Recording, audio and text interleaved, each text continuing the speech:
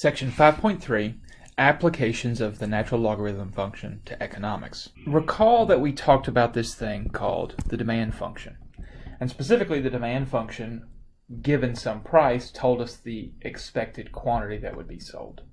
And so what we did previously is we used the demand function and its involvement in the revenue function to figure out what price point we should create to maximize revenue or what price point we should create to maximize profit. Now, at this point, we're actually going to change our approach a little bit, and we're going to talk about this thing called elasticity of demand. And so I'll tell you that elasticity of demand is just involving this demand function, and I'll tell you that the elasticity of demand function is E of the price point P is equal to negative P, where P is the price point, times F prime of P divided by F of P. And so this elasticity of demand formula, for all intent and purpose, tells us something about what we expect to happen if we change the price point. So, I claim that elasticity of demand will indicate to us whether a price increase will increase demand or decrease demand. Or if you were to decrease the price, what would happen? Okay? And so when we talk about this idea of elastic demand versus inelastic demand, in general, what we're concerned about is how customers will react to a price change. And so when we refer to elastic demand, I think of this as flexible. And so if it's flexible, that means the customer is probably flexible on what they can buy. And so that is, they are responsive to the price.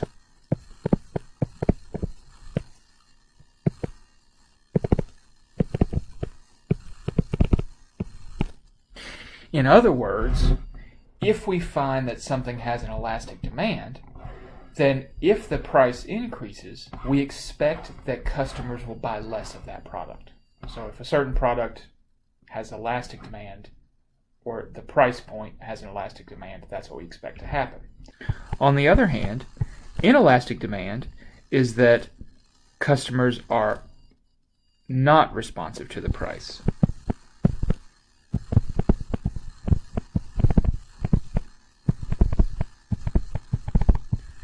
And so what I think is that inelastic, they don't have a lot of options, and so if you increase the price, they'll still purchase whatever that product is. And so let me give you a few examples of items that we think of as having inelastic demand. Gasoline.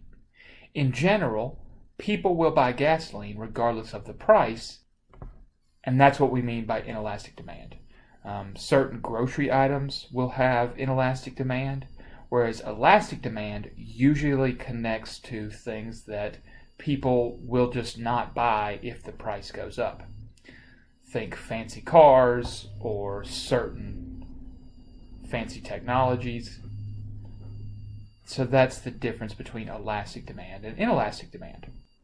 Well, then, once we know that this is the idea, well, which one's which? And so using our elasticity of demand function, if we plug in a specific price point, P naught, what is the tail sign of elastic demand? And so we're going to say that if the elasticity of demand function at a certain price point is greater than 1, we're going to say that that item or that price has elastic demand. Whereas if you take that price point and you plug it into the elasticity of demand function and you get a value less than 1, we're going to say that it has inelastic demand. And so then we have this elasticity rule. But the elasticity rule actually corresponds to this responsiveness or not responsiveness. So specifically, what we expect to happen is that if something has elastic demand at a price point, then we're going to suppose that the change in revenue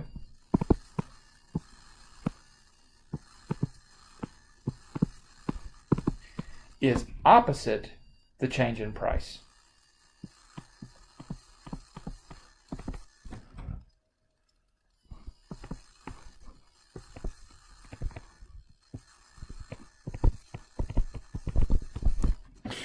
And so what we mean by the change in revenue is opposite the change in price. That is, if we increase the price on some item, then we expect that our revenue will fall because people are just not going to buy that product. Whereas with inelastic demand, we expect that the change in revenue is the same as the change in price. And so if the item has inelastic demand, then increasing the price point will increase the revenues. And so I think we can kind of get the idea that it happens one way or the other. Now, before we get into our application problems, this section is called Applications of the Natural Logarithm. And I haven't done anything with a logarithm, and the truth is most of our problems, we won't see logarithms. So let me explain real quick why in the world is this an application of the natural logarithm. The elasticity function is actually coming from or is based on a relative rate of change. And so the relative rate of change, thinking about price,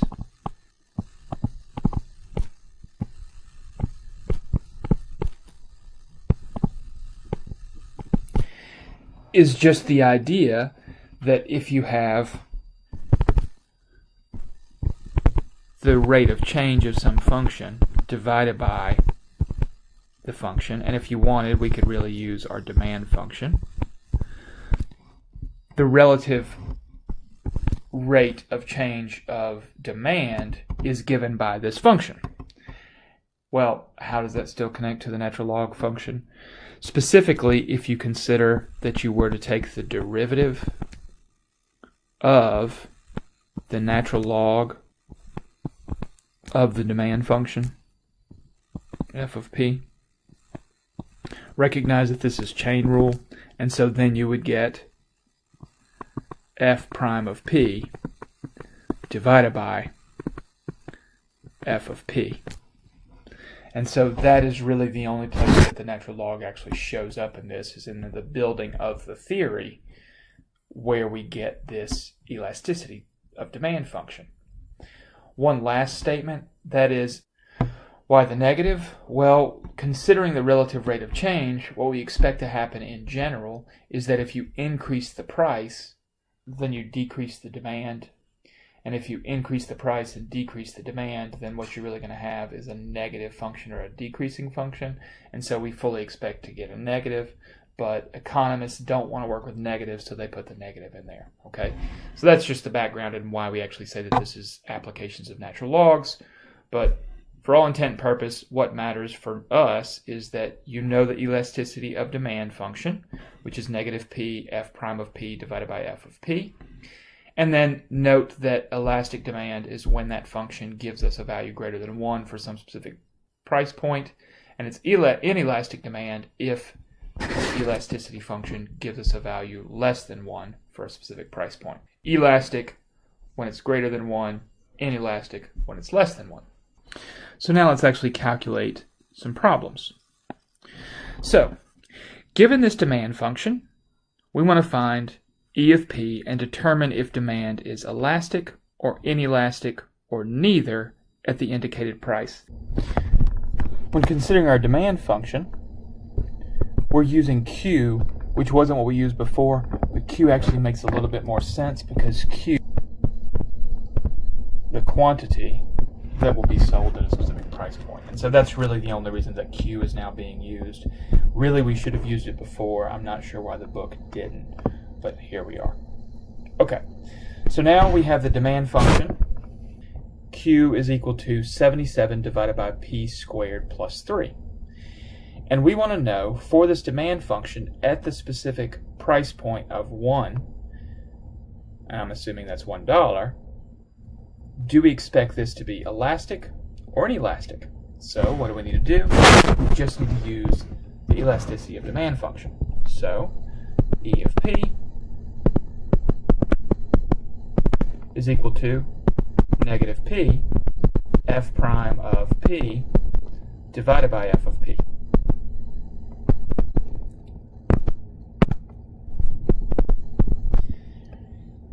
So let's calculate this. Well, we need to find f prime of p. Well, if this is f of p, write this to make my life a little easier.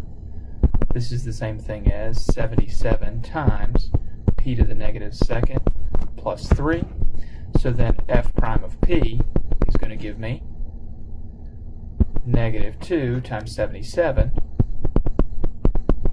times p to the negative third. The derivative of 3 is 0. And 2 times 77 is 154. And so this is negative 154 divided by p cubed. All right. So then our elasticity of demand is equal to negative p times negative 154 over p cubed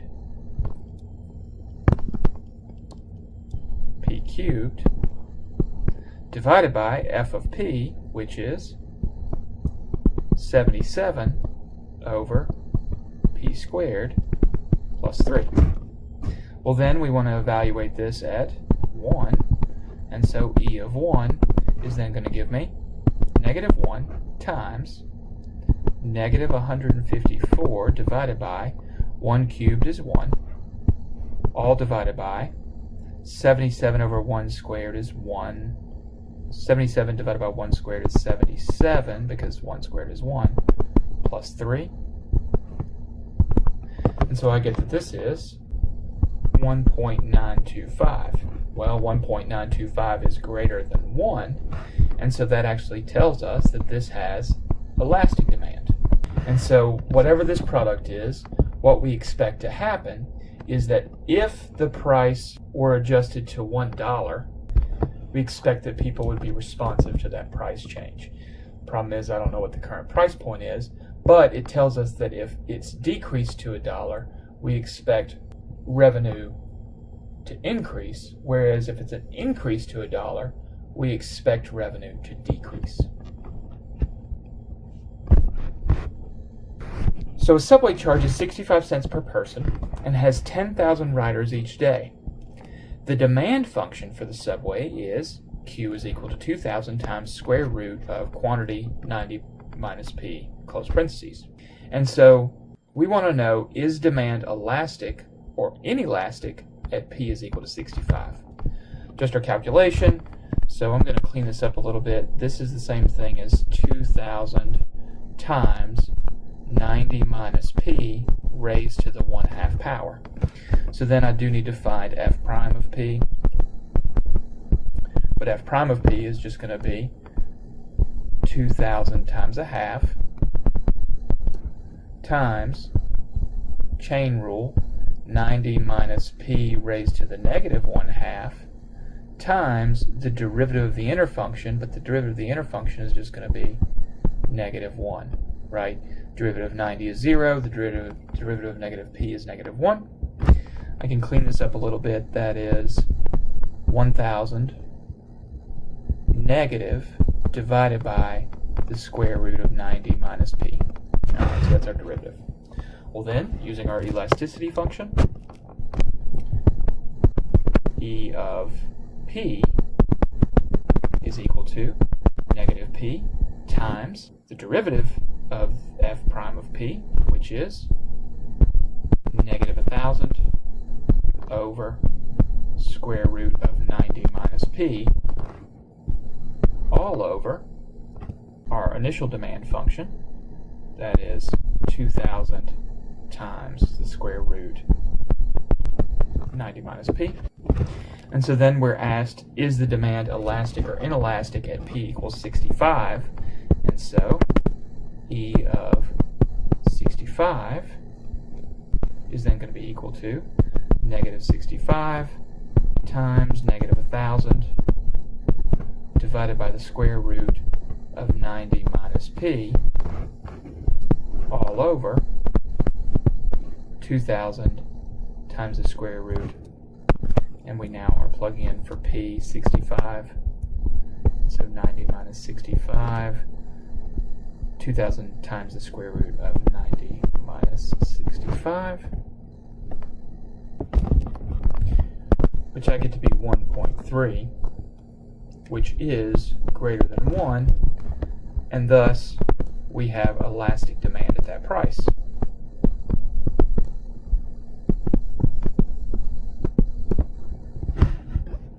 And so then we're asked the question, should the price of a ride be raised or lowered to increase the amount of money taken in by the subway? Well, since they currently charge 65 cents per person, and we have elastic demand tells us that the change in revenue will be opposite the change in price. If they want us to increase revenue, then we need to decrease the price. And so, because of elastic demand,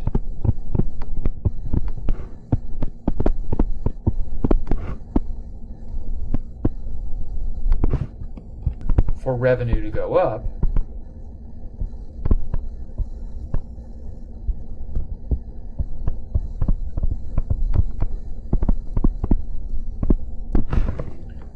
the price should be dropped.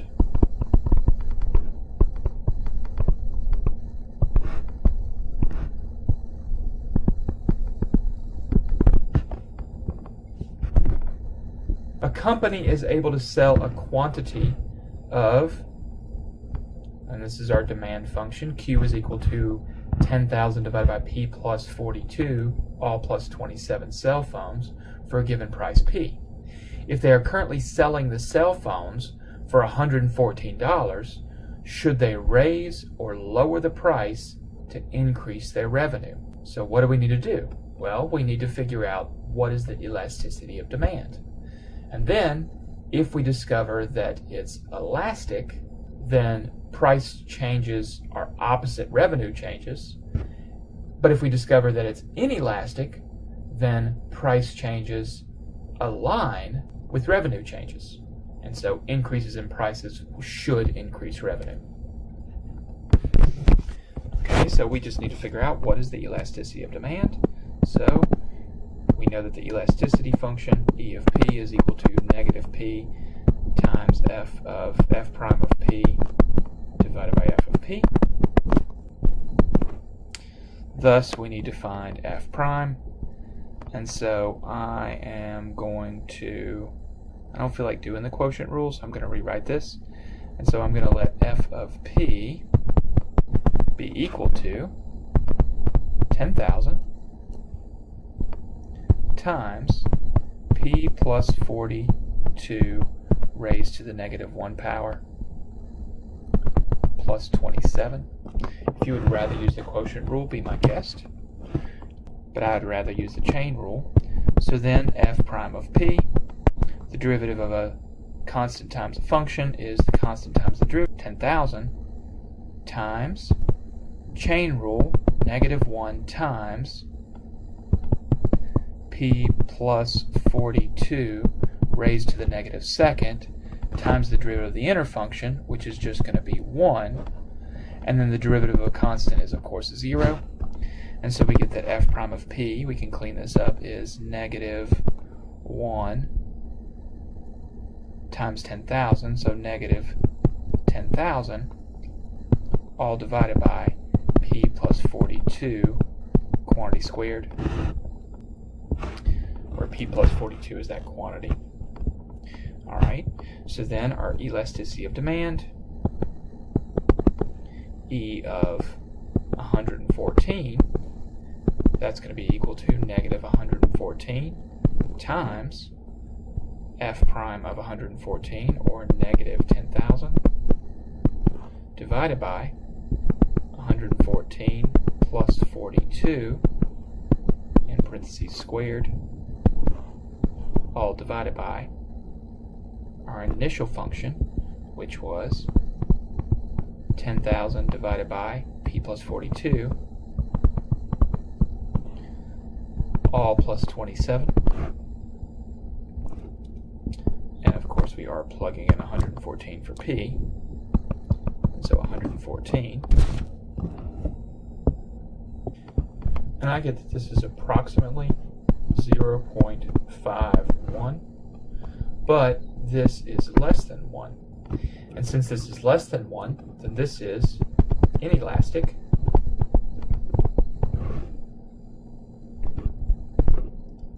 Therefore, if the company wants to raise their revenues, if they want to increase their revenues, then we expect that increasing the price should increase the revenue.